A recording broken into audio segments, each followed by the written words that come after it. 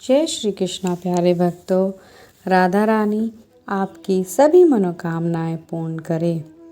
कार्तिक मास भगवान श्री कृष्ण को अत्यंत प्रिय है। इस मास का प्रत्येक दिन विशेष रूप से भगवान विष्णु के पूजा, नाम स्मरण, भक्ति और तात्विक ज्ञान के लिए समर्पित है। यह माह विशेष रूप से उन सभी भक्तों के लिए आशीर्वाद का एक सुअवसर है जो ईश्वर के प्रति श्रद्धा और भक्ति में जीवन व्यतीत करते हैं। इस माह में जो भी व्यक्ति निष्काम भाव से भगवान श्री कृष्ण की पूजा, आराधना और ध्यान करता है, वह न केवल वर्तमान जीवन में सुखी और समृद्ध होता है, बल्कि जीवन मुक्ति भी प्राप्त करता है।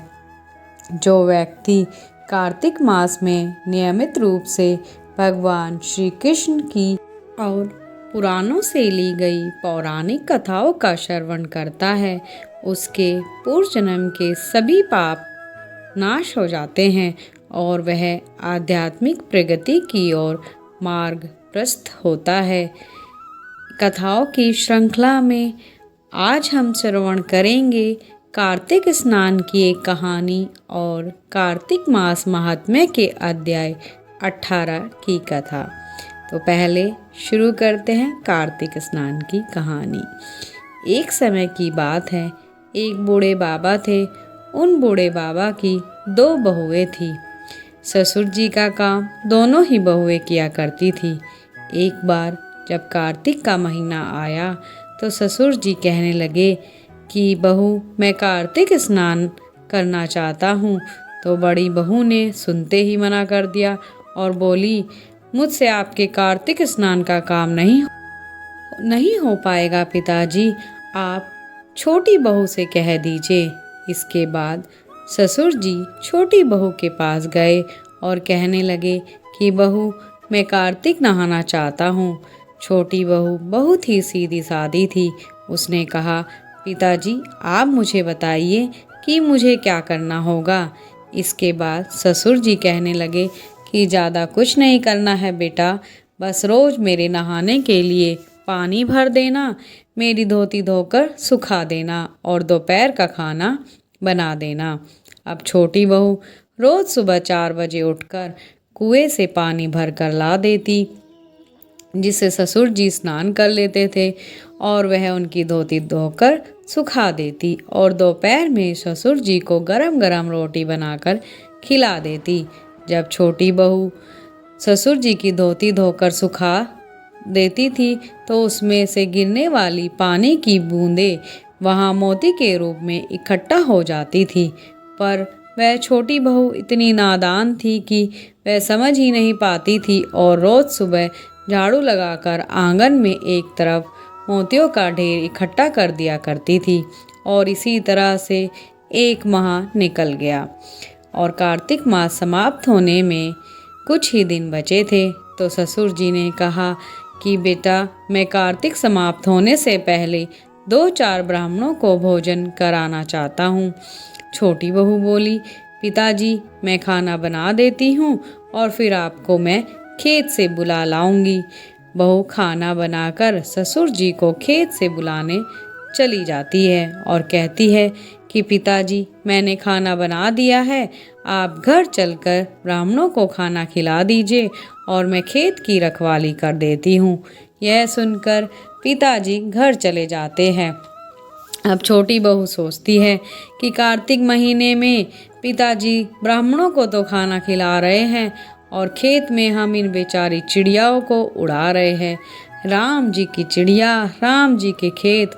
और ऐसा सोचकर वह चिड़ियाओं को दाना खाने देती है और चादर तान कर सो जाती है। जब चिड़िया दाना चुग रही होती है तो जो दाने जमीन पर गिरते हैं वह सब हीरे मोती बन जाते हैं।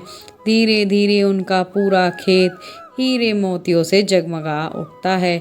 उस खेत के पास ही बड़े भाई का भी खेत था। वह भी देखता कि छोटे भाई का खेत हीरे मोतियों से जगमगा रहा है। बड़े बेटे से रहा नहीं जाता है और वह अपने पिताजी से पूछता है कि इसका क्या कारण है कि छोटे भाई का खेत हीरे मोतियों से जगमगा रहा है। पिताजी कहते हैं कि बेटा, हम पर तो कार्तिक महाराज की कृपा हुई है। बड़ा भाई जाकर अपनी पत्नी को यह सारी बातें बताता है। उसकी पत्नी के मन में लालच आ जाता है और वह मन ही मन सोचती है कि ससुर जी ने तो पहले मुझी से कहा था, मैंने क्यों मना कर दिया। अब वह साल भर इंतजार करती है और जब कार्तिक का महीना आने वाला होता है तो जाकर अपने ससुर जी से कहती है, पिताजी, आप इस बार कार्तिक स्नान नहीं करेंगे क्या? ससुर जी कहते हैं कि बेटा, इस बार मेरी तबीयत थोड़ा ठीक नहीं है और उम्र भी हो चुकी है, इसलिए मैं कार्तिक स्नान नहीं कर सकता। यह सुनकर बड़ी बहू बहुत ही चिढ़ जाती है और गुस्से में कहने लगती है, आपने छोटी बहू को तो माला माल कर दिया है, अब मेरी बारी आई तो कहते हैं कि उम्र हो गई है, मेरी तबीयत नहीं ठीक है।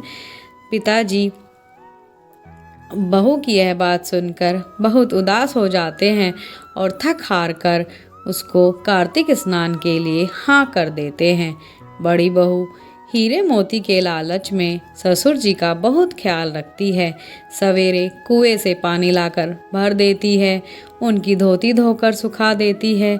सुखाते वक्त वह धोती निचोड़ती भी नहीं कि इससे ज़्यादा पानी गिरेगा तो ज़्यादा हीरे मोती इकट्ठे हो जाएंगे, लेकिन उस पानी से हीरे मोती तो नहीं बने पर जमीन में गड्ढे जरूर हो गए।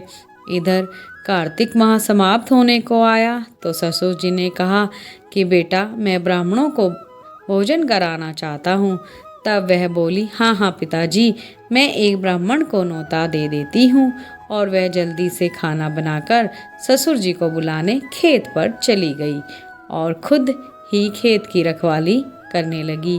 खेत में कोई भी चिड़िया दाना चुगने आती तो वह उसे उड़ा देती और कहती, कोई भी चिड़िया एक भी दाना मत खाओ, अभी यह सब मेरे हीरे मोती बनने वाले हैं।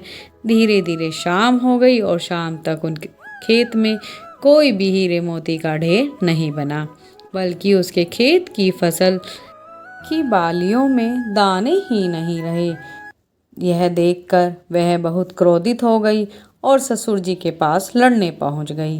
तब ससुर जी ने कहा, बहू, तूने तो देखा देखी पैसे के लालच में मेरी सेवा की है, जबकि छोटी बहू ने तो निस्वार्थ भाव से मेरी सेवा की थी, इसलिए उसे कार्तिक महाराज की कृपा मिली है।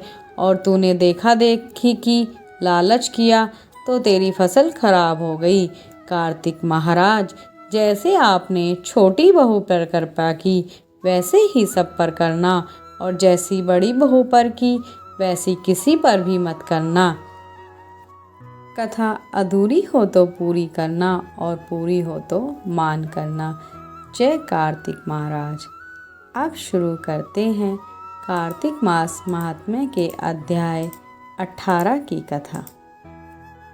पिछली कथा में हमने धूमकेश के कथा के बारे में सुना और उसके द्वारा जाने अनजाने में की गई पूजा के फल को भी हमने जाना। अब इस कथा में नारद मुनि राजा पृथु से कहते हैं, हे राजन, अब मैं तुम्हें दीपावली पूजन से जुड़ी एक महत्वपूर्ण और पौराणिक कथा सुनाता हूँ। यह कथा हमें बताती है कि दीपावली के दिन दीप जलाने से दरिद्रता दूर होती है और घर में लक्ष्मी का वास होता है। यह कथा थूरसेन नामक देश के एक ब्राह्मण की है जिसका नाम सत्यशर्मा था। सत्यशर्मा अत्यंत दरिद्र और निर्धन ब्राह्मण थे और उनका जीवन बहुत कष्टों से बीत रहा था। वे सदा धन की प्राप्ति के लिए लालायित रहते थे और यही सोचते रहते थे कि उनके पास पर्याप्त धन हो जिससे वे अच्छे कार्यों में उसे लगा सके।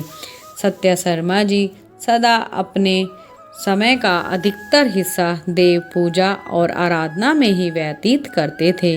वे भगवान की भक्ति में लीन रहते थे, किंतु इसके बावजूद भी उनके पास धन की कमी बनी रहती थी। उनका यह संघर्ष चलता ही रहा और एक दिन उनकी थकान और निराशा बढ़ गई।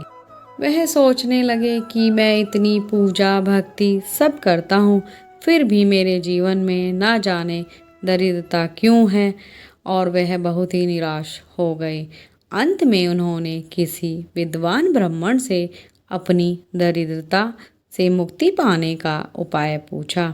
उस विद्वान ब्राह्मण ने उन्हें बताया कि तुम्हें भगवान शिव की आराधना करनी चाहिए। इस सुझाव को सुनकर सत्य शर्मा जी ने भगवान शिव की पूजा कर दी। उन्होंने 1 वर्ष तक कठिन तपस्या की और भगवान शिव से अपनी दरिद्रता दूर करने की प्रार्थना की। 1 वर्ष बाद भगवान शिव सत्य शर्मा के पास एक वृद्ध ब्राह्मण के रूप में आए और उन्हें कहा, हे ब्राह्मण, तुम धर्म प्राप्ति के लिए शिव भगवान की पूजा कर रहे हो, तो तुम्हें एक विशेष उपाय बताता हूँ। तुम राजा के पास जाओ और उनसे यह वरदान मांगो कि दीपावली के दिन इस बार कोई भी व्यक्ति अपने घर में दीपक न जलाए। भगवान शिव ने आगे बताया कि इस वर को पाने के बाद तुम्हें इस पूरे नगर में एक खास घोषणा करानी होगी। इसके बाद भगवान शिव अंतर्धान हो गए और सत्य शर्मा जी को इस पूरी प्रक्रिया के बारे में समझा गए। सत्य शर्मा ने भगवान शिव के आदेश के अनुसार राजा के पास जाकर यह वर मांग लिया कि दीपावली के दिन कोई भी व्यक्ति अपने घर में दीपक न जलाए। राजा ने इस वर को स्वीकार कर लिया और पूरे नगर में ढिंढोरा पिटवा दिया कि दीपावली के दिन कोई भी दीपक नहीं जलाएगा। अगर कोई ऐसा करेगा तो वह दंड का भागी होगा। दीपावली की रात आई और नगर के सभी घरों में अंधकार छाया हुआ था, क्योंकि किसी ने भी राजा के डर से दीपक नहीं जलाया था। एकमात्र सत्य शर्मा का घर ही ऐसा था जो दीपों से जगमगाता हुआ दिख रहा था। इस अंधेरे में लक्ष्मी देवी जब नगर में प्रवेश करने आई, तब लक्ष्मी देवी ने देखा कि एक ही घर में दीपक जले हैं, तो वह सत्य शर्मा के घर की तरफ पहुंची। जैसे ही लक्ष्मी देवी सत्य शर्मा के घर में प्रवेश करने लगी, तो सत्य शर्मा ने उनका मार्ग रोक लिया और कहा, हे देवी, आपके पति भगवान विष्णु इस समय शयन में हैं और आप चंचल हैं। इस समय आप मेरे घर में प्रवेश न करें।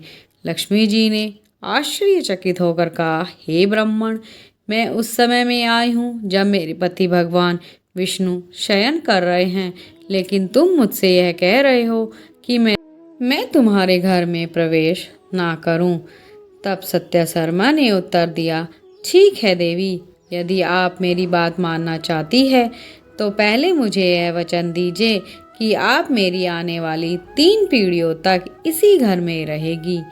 लक्ष्मी जी ने सत्य शर्मा की बुद्धिमत्ता से प्रसन्न होकर कहा, हे विप्र, यदि तुम विधि पूर्वक मेरी पूजा करते रहोगे तो मैं तुम्हारे घर को छोड़कर कभी नहीं जाऊंगी।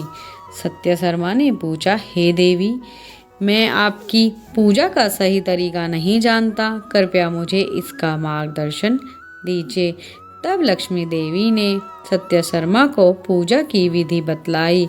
उन्होंने उनसे कार्तिक मास की अमावस्या के दिन प्रातःकाल स्नान करने को कहा और उसके उपरांत देवताओं और पितरों का पूजन करने की सलाह दी। उन्होंने बताया कि इस दिन विशेष रूप से बालक, वृद्ध और रोगी व्यक्ति को छोड़कर घर के किसी भी सदस्य को भोजन नहीं करना चाहिए। दोपहर के समय नांदी श्राद्ध के बाद ब्राह्मणों को भोजन कराना चाहिए और फिर प्रदोष काल में दीपमालाएं अर्पित करनी चाहिए। दीप जलाने के स्थान के रूप में तुलसी के पौधे, देव मंदिर, चौराहा प्रमुख है। दीपों की आभा से चारों ओर वातावरण को रोशन करना चाहिए और फिर लक्ष्मी देवी से इस प्रकार प्रार्थना करें, हे कमल आसन पर विराजमान, कमल पुष्प की माला पहनने वाली, कमल के समान नेत्रों वाली, गहन नाभि युक्त, लाल वस्त्र धारण करने वाली देवी लक्ष्मी, कृपया मेरे घर में वास कीजिए। आसन, पाद, आचमन, स्नान, वस्त्र, धूप, दीप, नैवेद्य, जल, तांबुल, सुपारी, इलायची, लौंग आदि से पूजा करे और अंत में दीपक जलाकर रात्रि में जागरण करे, ब्राह्मणों को भोजन कराए। सत्य शर्मा ने लक्ष्मी देवी द्वारा बताई गई विधि के अनुसार पूजन किया और इसके परिणाम स्वरूप उनके घर में धन की वर्षा होने लगी। उनके पास धन, सुख, ऐश्वर्य और समृद्धि आई। उन्होंने संसार के सभी सुखों का अनुभव किया और अंत में वह भगवान शिव के परम पद को प्राप्त हुए। यह कथा हमें सिखाती है कि दीपावली का महत्व केवल दीप जलाने में नहीं है, बल्कि यह पूजा विधि सही आस्था और भक्ति के साथ लक्ष्मी देवी का आशीर्वाद प्राप्त करने का एक विशेष अवसर है। यदि हम इस दिन लक्ष्मी देवी की पूजा विधि पूर्वक करते हैं तो हमारे घर में लक्ष्मी का वास होता है और दरिद्रता दूर हो जाती है। बोलिए लक्ष्मी माता की जय। ऐसी ही धार्मिक कथाओं को सुनने के लिए हमें सब्सक्राइब करिए और नोटिफिकेशन ऑन कर लीजिए। अगर आपको यह वीडियो अच्छी लगी है तो लाइक करिए और इसे अपने मित्रों और परिवारजनों के साथ भी साझा करिए ताकि सभी को कार्तिक महात्म्य श्रवण करने का पुण्य प्राप्त हो सके। धन्यवाद।